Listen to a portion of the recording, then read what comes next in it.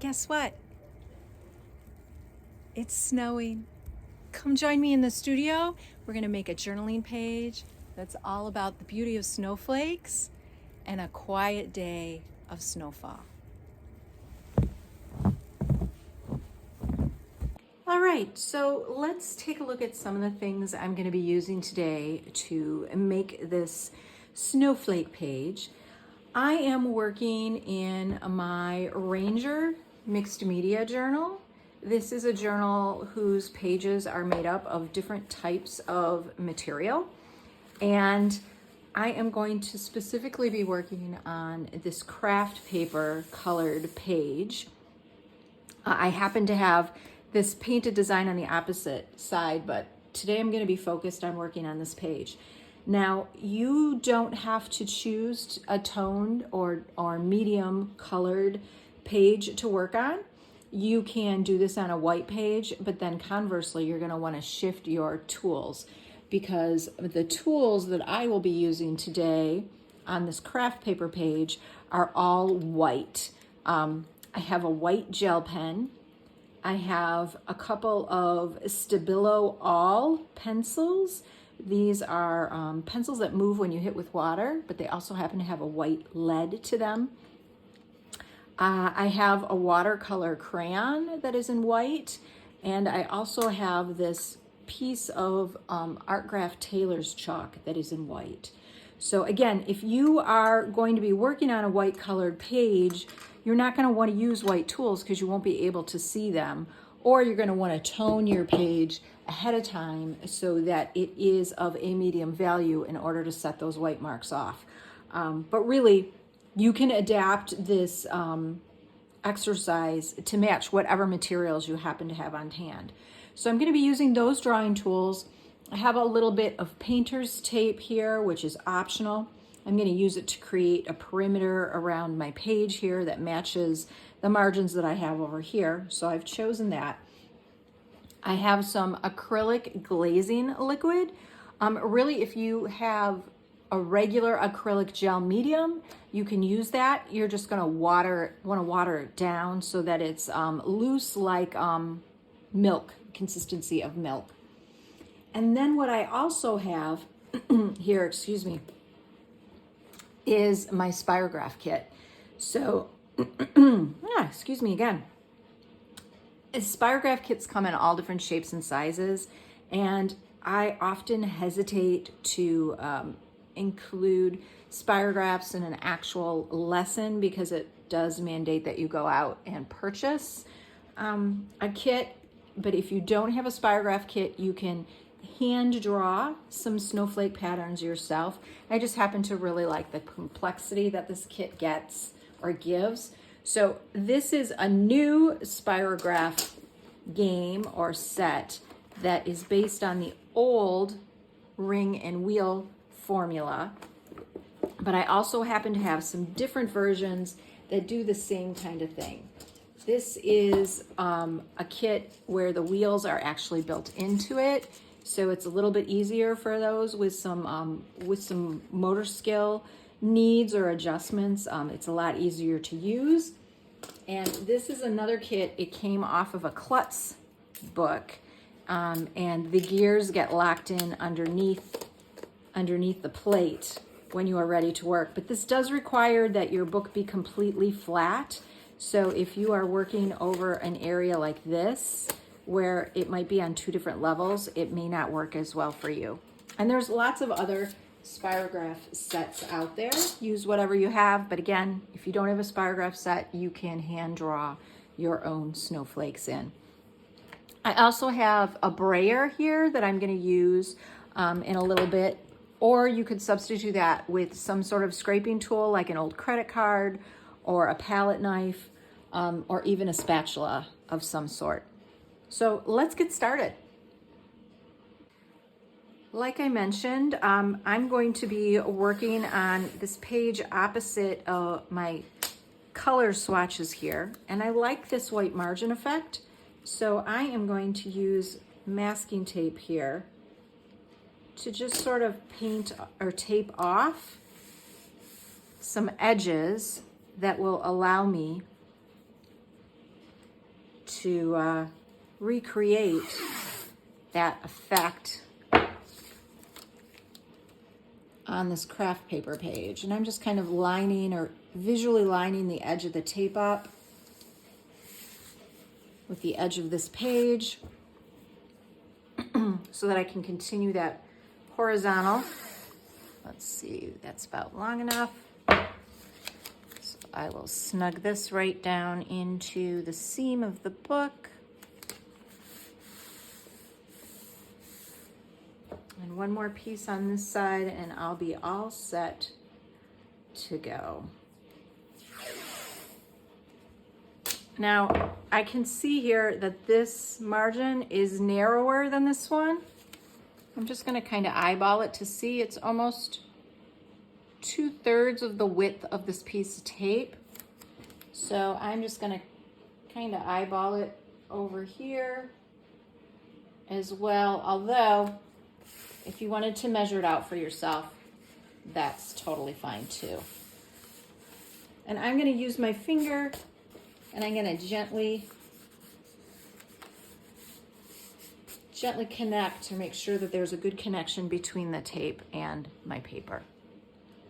The next thing I want to do is create some sort of background, sort of smoky, soft marks that will give the effect of snowflakes in the distance. And I'm going to do that with this white piece of chalk. If you are doing this with charcoal or another color, just think about or choose an object that you know is going to sort of melt away pretty easily when you hit it with water. And all I'm going to do is sort of put some gentle coloring, almost scribbling here, but I don't want there to be any strong line work. So it's sort of like shading, but it's heavier in this corner here. I'm going to do another one right here. Do you see how having this masking tape here allows me to really put this down without feeling like I have to be aware or restrain myself when I get close to that edge. So I'm just going to put 3 little marks here, but some of them are going to have a bit more product in them. You can see how I've allowed, with pressure and going over some areas, I've allowed some areas to be a little bit darker than others or have a bit more of this chalk product on it. So this is going to actually melt when I hit it with water. It will melt. It will also melt or move around if I hit it with a glazing liquid or an acrylic product.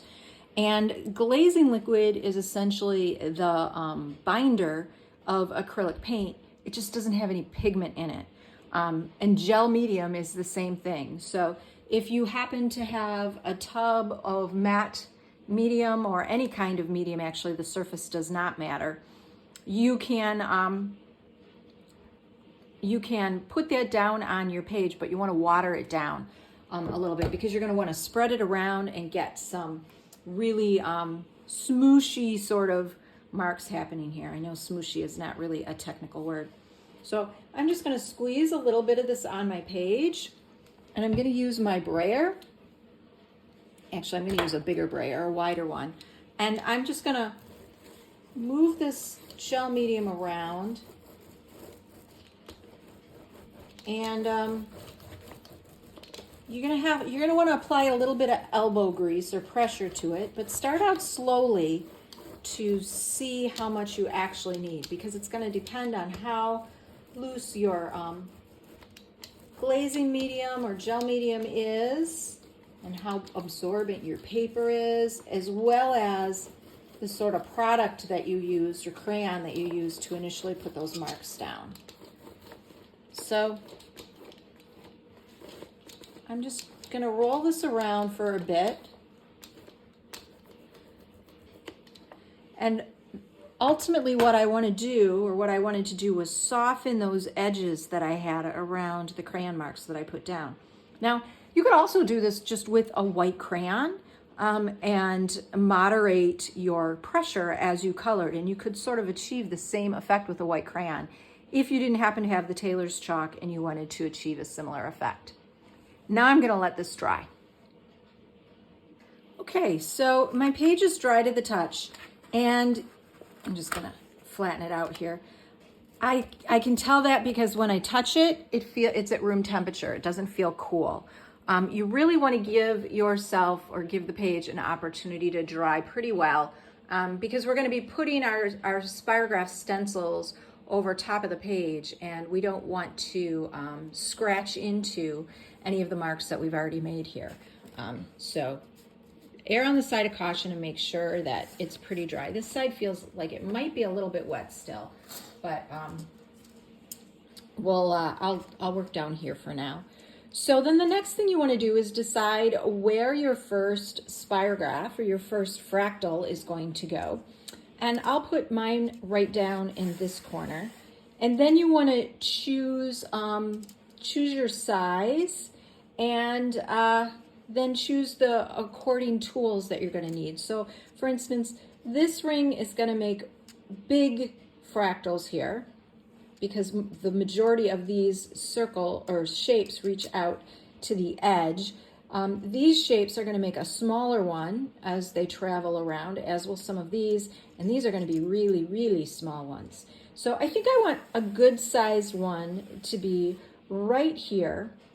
So let's start by holding this down. Now, if you're using the old school spirograph, you may have to put push pins in to your page in order to secure those rings. If you do that, make sure that you put a piece of cardboard between the page you're working on and the rest of your book, so that you are not inadvertently puncturing or piercing holes through multiple pages in your book. And I'm going to start with this Stabilo pencil, and I'm just going to go. Now, I'm right-handed, so it's easier for me to hold this down with some substantial pressure with my left hand, and I'm just going to gently trace the shape and allow the motion of my tracing action to engage the gear and move it around.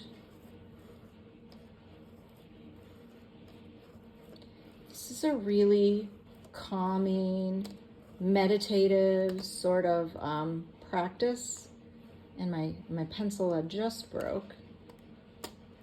It's meditative even when your tools don't work as you think they will or expect them to.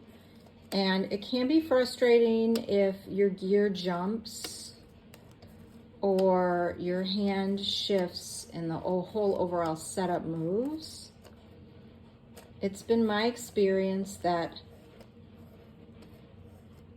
these sorts of things happen. We can't really control them, so just go with it.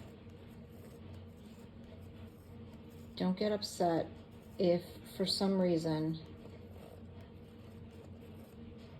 your fractal making or tracing is interrupted by something unexpected. Okay, so I think I've completed a full circle there. I'm gonna lift this up, and now you can see, look at how pretty that is on the page. We're used to seeing spirographs as dark lines on a light ground, and there's something magical that happens when we transfer, we invert that relationship, and we allow them to be light lines on a darker ground. I'm going to try another one over here. I'm going to let this one go off the page a little bit because I have my masking tape here. That's going to be fine. Actually, I probably should have sharpened my pencil before starting this one, but that's okay. I'll do it next time, hopefully. I love doing spirograph with colored gel pens, with mechanical pencils, even with crayons. You don't get the same amount of detail, but you do get some really lovely results. If you let go of your expectation that everything is going to be perfect and precise, and I even feel like this one is, this one feels an awful lot like it's just going to be a big blur. It's starting to look that way, but that's all right. It does still, there's still a little bit of a spiral thing happening there. And you know, I could also, let me sharpen this a little bit. I could also choose to embellish what's here by adding some tabs. So I see that there's like little spokes in my design, and I can go in and I can add some tabs and sort of extend those spokes out and freehand or freestyle some additional details onto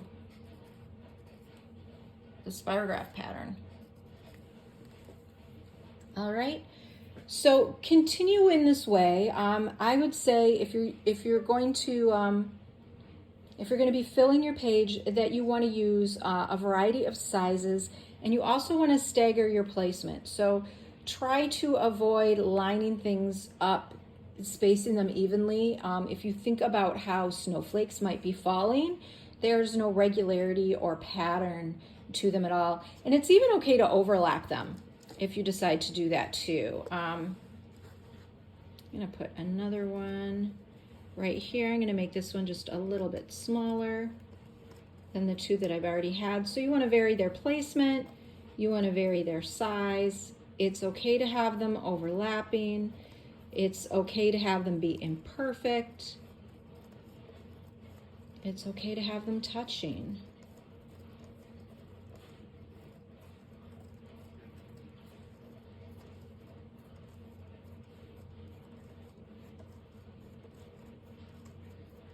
And you get to decide how dense you want your snowflake patterns to be. I feel like I do want a couple more here, but not a whole lot. So I'm gonna put another one here, but if I use my pencil in these tiny ones, because my lead has got some substance to it, I'm not gonna get the clarity of line that I like. It's just gonna be a big fuzzy thing. So I'm gonna shift to this white gel pen, and that's going to give me a little bit more of a crisper line. And I'm thinking about the placement of this one. Let's put it right here.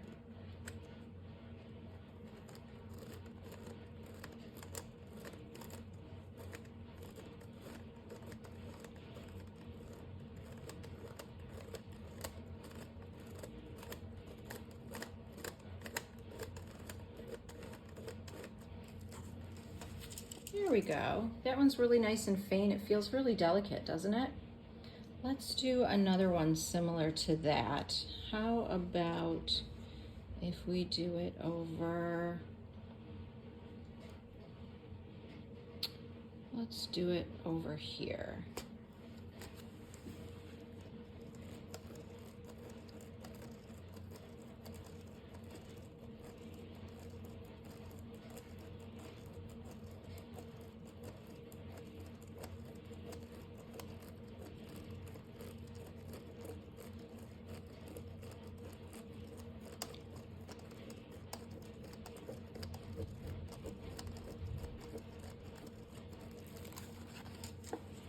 Look at that.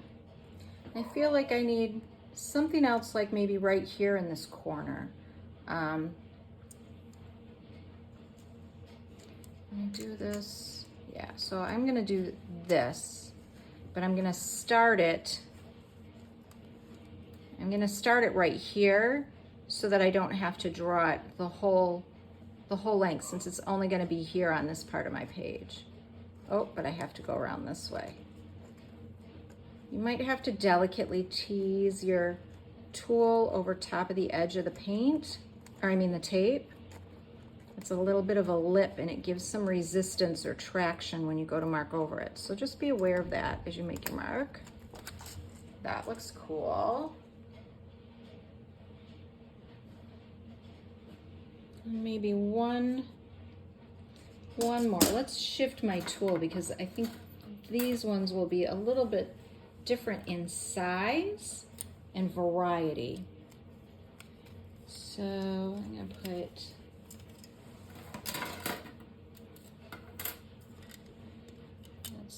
let's do something that feels a little bit triangular, perhaps. Now this one has to be totally flat in order for it to move. So let's try this.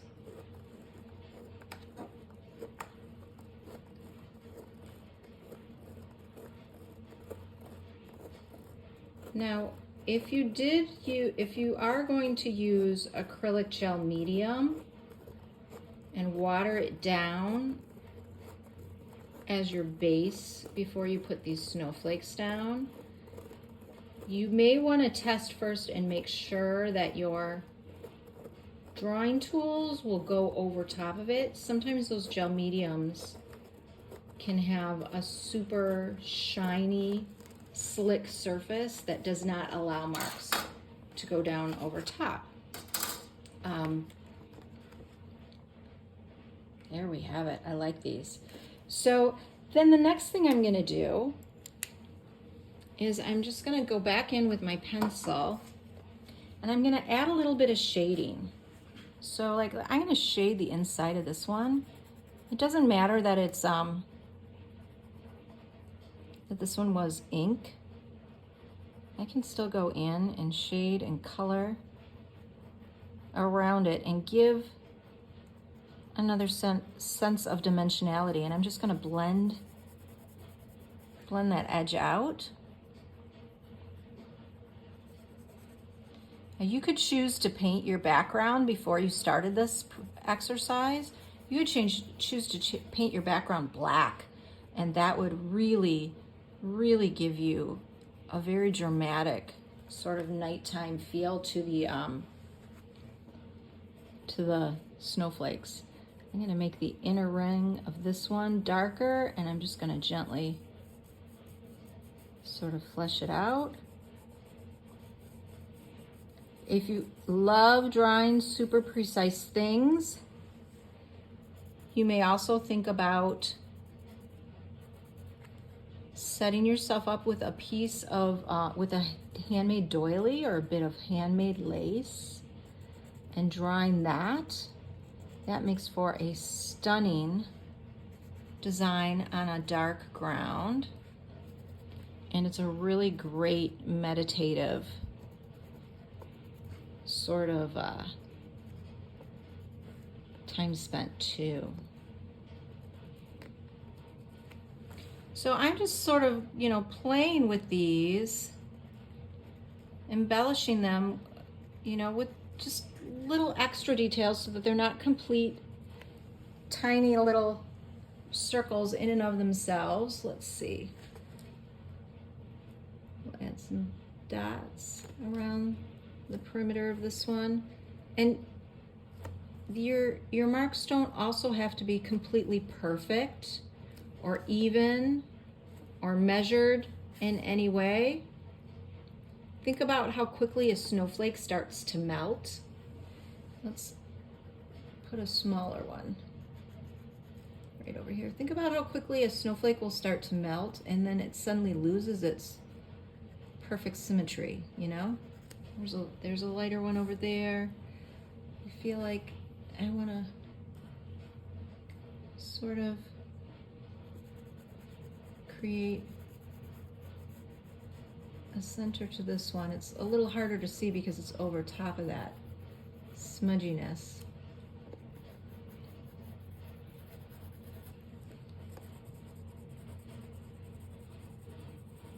Blend that ring out a little bit. And you can spend as much time as you'd like working on this. I will caution you that spirograph can be very addictive and you may lose yourself for a significant amount of time as you work on this page. I'm going to stop here and pull back my,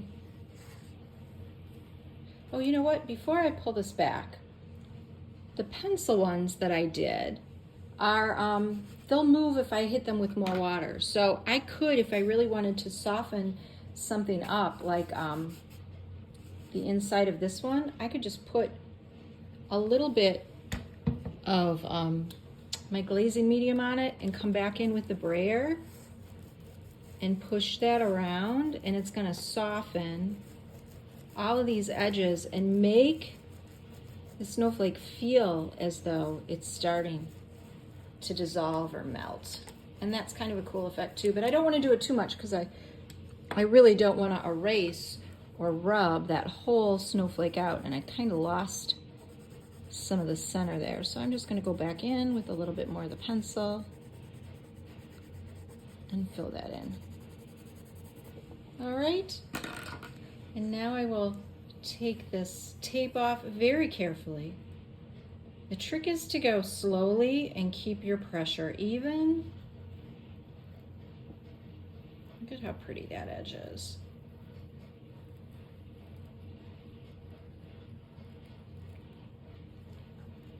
There is a wonderful coffee table book. I cannot remember. I'll have to look it up, and I'll include the link to it in the description that follows with this video.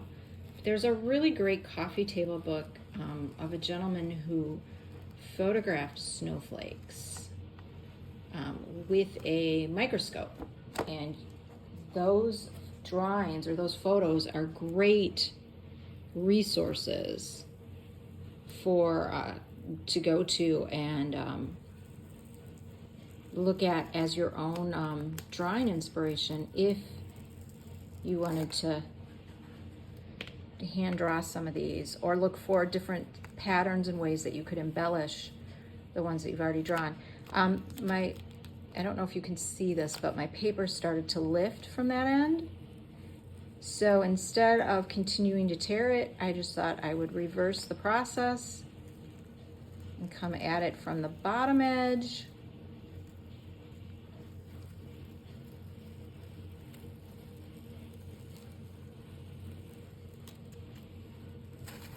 There we go.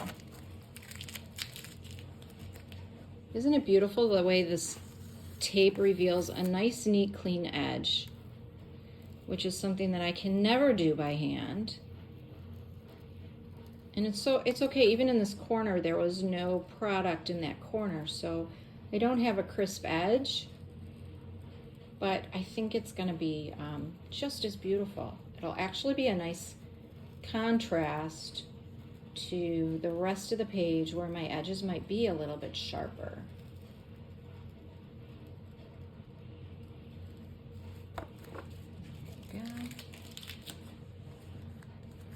Lift. Oh, okay, darn it, that ripped off some of that page. All right, so let's go this way then. I forgot that this paper is super soft and fibrous, and it does stick to masking tape pretty easily.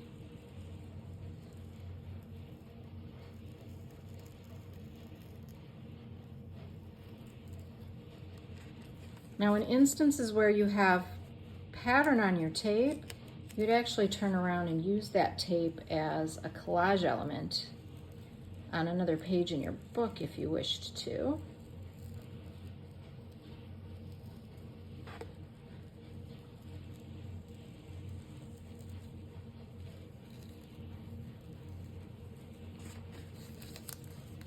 So there you have it. A beautiful way to enjoy the snow without the gear, the slush, the muck, the cold. Enjoy it quietly inside your studio or home without even having to be in a blizzard area or even the winter time.